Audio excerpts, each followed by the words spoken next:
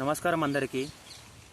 మాది తెలంగాణ రాష్ట్రంలోని జగిత్యాల జిల్లాలోని మల్లాపూర్ మండలంలోని ఒబ్లాపూర్ అనే ఒక చిన్న మారుమూల గ్రామం. అయితే నేను వీడియో చేయడానికి ముఖ్యమైన కారణం ఏంటంటే, రీసెంట్గా జరిగిన ఒక సంఘటన మా కుటుంబాన్ని చాలా బాధపరిచింది. 25 ఏప్రిల్ తేదీన మా తాతయ్య గారు పొలం పనులకని బయలుదేరారు.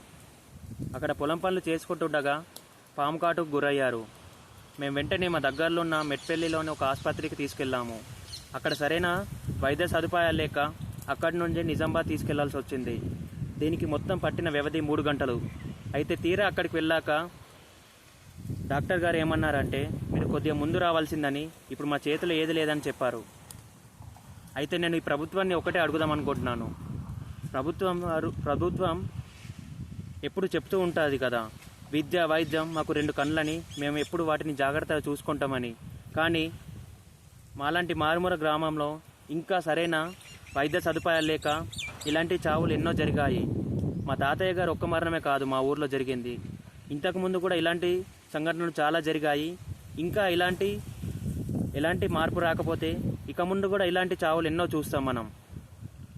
అయితే నేను రీసెర్చ్ చేసిన ప్రకారం మా Jagtial medical and health department ప్రచురించిన డేటాలో మాకు మొత్తం 18 ప్రైమరీ హెల్త్ సెంటర్స్ ఉన్నాయి. ఒక్కొక్క ప్రైమరీ హెల్త్ సెంటర్లో 30 బెడ్స్ ఉన్నాయి. అంటే మొత్తం 540 బెడ్స్, 540 బెడ్లు. అంటే అకార్డింగ్ టు 2019 సెన్సస్ ప్రకారం మా జగిత్యాల జిల్లా పాపులేషన్ 11 లక్షలు. కానీ మాకున్న పడకలు 540. మొత్తం 11 లక్షల మందికి 540 పడకలు. అంటే ప్రతి 2000 మందికి ఒక్క బెడ్. కానీ according to World Health Organization మనకు ఉండాల్సిన బెడ్స్ ప్రతి 333 మందికి ఒక్క బెడ్ ఉండాలి. అది మ్యాండేటరీ.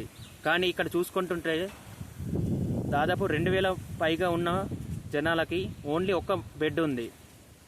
దీన్ని బట్టి మనకు అర్థమవుతుంది మన రాష్ట్రంలో మనకి వైద్య పరిస్థితి ఎలా ఉందో, మనకున్న వైద్య సదుపాయాలు ఎలా ఉన్నాయో.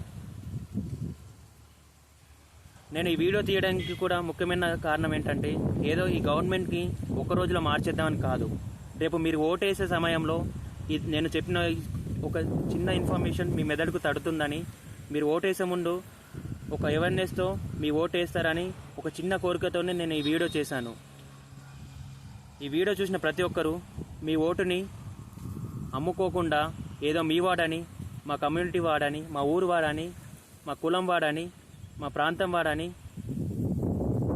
మాకు డబ్బులు ఇచ్చాడని, మాకు మద్యం తాగుపిచ్చాడని, మీ యొక్క స్వార్థానికి పోకుండా ఎవరైతే మీకు మంచి చేస్తారన్న నమ్మకం మీకు ఉంటుందో వారికి మాత్రమే ఓటు వేయండి.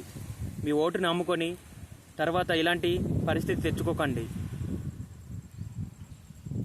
ఈ వీడియోని మీరు ఎలాగైనా మన రాష్ట్రంలోని ప్రతి ఒక్క ఓటర్కి చేరేలాగా చెయ్యండి.